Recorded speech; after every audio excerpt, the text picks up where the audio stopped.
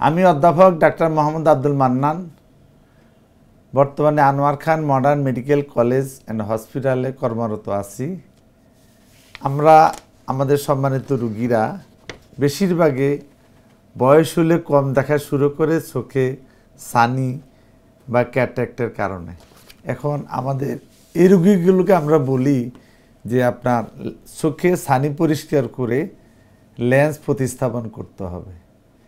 এই প্রতিস্থাপন করার জন্য আমাদের রোগীরা অনেক সময় জিজ্ঞাসা করে, স্যার কী ধরনের লেন্স আমি প্রতিস্থাপন করব।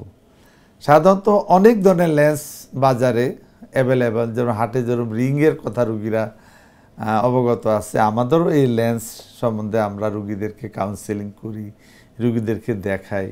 একটা ছানি পরিষ্কার করে যে আমরা লেন্স প্রতিস্থাপন করব, সেই লেন্সগুলোর মধ্যে আমার এখানে অনেকগুলো লেন্স আমরা দেখাচ্ছি। এগুলো সবই American lens, IQ lens, MBI company, Alcon company, Johnson and Johnson company, Indian company আছে। এই লেন্সগুলো আমরা এই যে চোখের ছানি সেটা আমরা দুই পদ্ধতিতে প্রতিস্থাপন করতে পারি। একটা হলো যখন ছানি জটিলতা হয় বা বেশি শক্ত হয়ে যায়, বা আমাদের গ্রামে অনেক সময় মেশিন যদি অ্যাভেলেবেল না থাকে, সার্জন যদি স্কিল না থাকে, সেক্ষেত্রে আমরা একটু এখানে কেটে ছোট্ট একটা ইনসিশন দিয়ে আমরা ভিতর থেকে ছানিটাকে পরিষ্কার করি।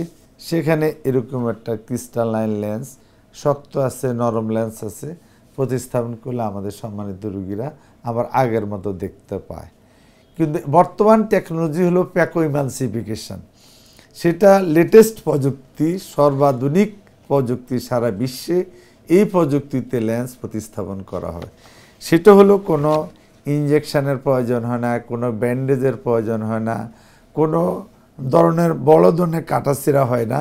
দুদিকে দুটি ছিদ্র করে এই লেন্সটাকে আমরা মেশিনের সাহায্যে প্যাকো ইমালসিফিকেশন, ওটাকে কেটে নরম করে টুকরো টুকরো করে ইমালসাবি করে আমরা ভিতর থেকে নিয়ে আসি ছোট্ট একটা ছিদ্র দিয়ে।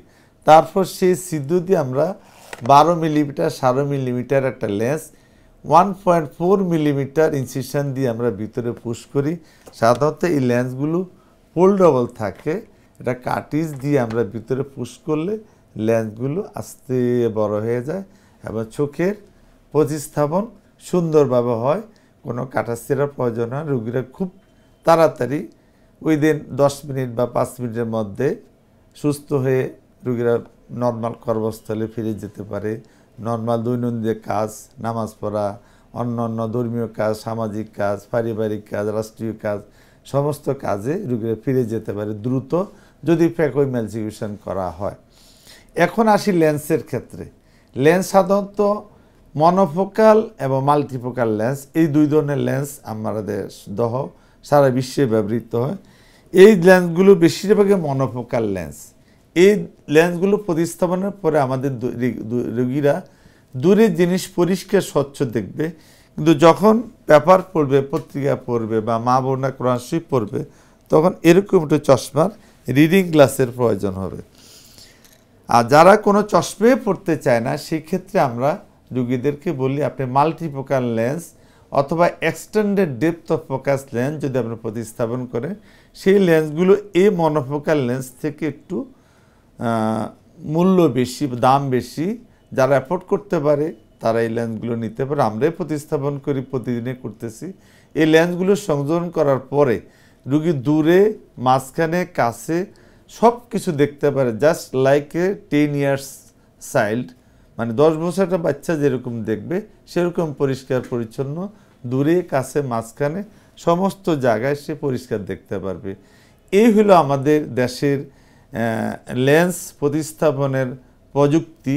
বিশেষ করে আমি যেটা বলবো প্যাকো ইমালসিফিকেশন, এটা হলো আমেরিকাতে এই পদ্ধতিতে আমরা লেন্স বসাবো না, আমাদের দেশে আমরা এই প্যাকো ইমালসিফিকেশনের মাধ্যমে লেন্স প্রতিস্থাপন করি। আমাদের রোগীরা বুঝে শুনে লেন্স প্রতিস্থাপন করবেন এবং দৃষ্টি ফিরে পাবেন, ভালো থাকবেন, সুস্থ থাকবেন, পৃথিবীর রং রূপ সব কিছু এই আর্টিফিশিয়াল লেন্স দিয়ে আপনি উপভোগ করতে পারবেন। আমরা সবাই ভালো থাকি, সকলকে ধন্যবাদ।